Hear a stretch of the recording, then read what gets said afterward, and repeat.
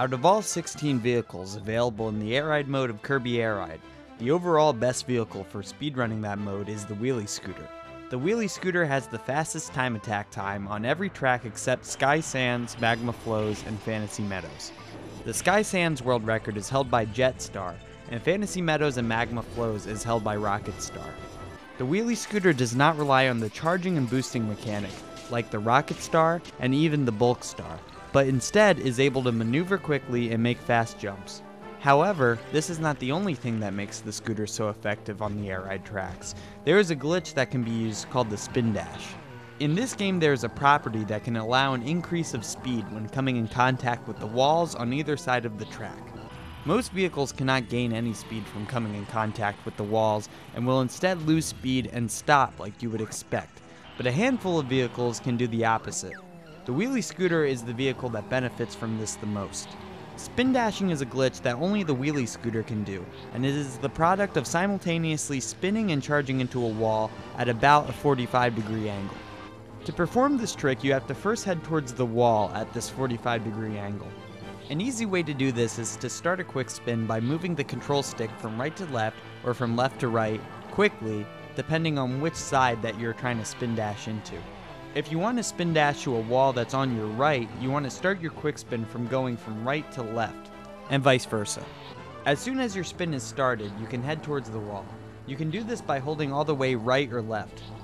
Next, press and hold A as soon as you hit the wall.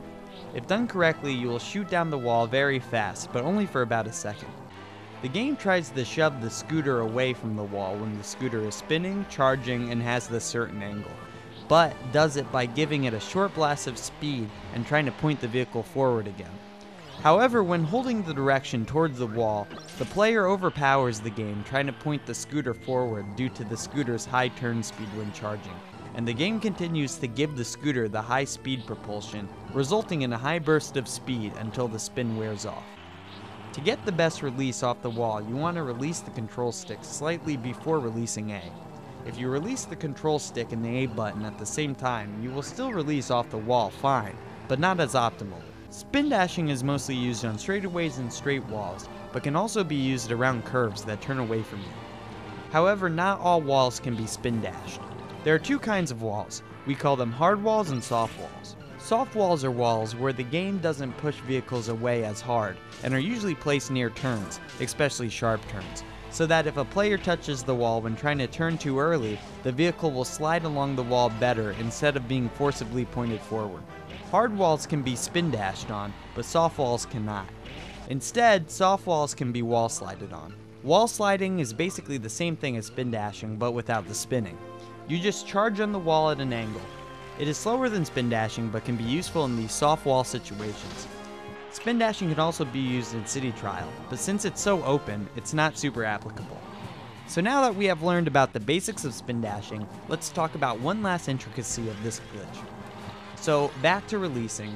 We already know that to get a good release, you have to let go of the controls right before releasing A. In most places, specifically Nebula Belt, you can make your spin dash even more optimal by holding down along with the direction that is facing towards the wall, so either down left or down right. This makes it so that your release makes Kirby pop off the wall slightly faster and farther from the wall. We presume that this is because pressing down moves more of the weight towards the back of the vehicle, making the front of the vehicle, the part that touches the wall, easier to move. This is especially helpful in Nebula Belt, because in that level you have to do spin dashes over and over in rapid succession. This extra distance helps you to start another spin dash quicker. Lastly, it is recommended to use D-pad when holding down right or down left.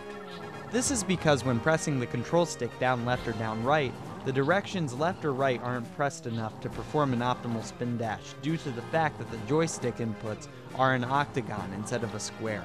However, the D-pad doesn't have this issue. And those are the main things to know about spin dashing.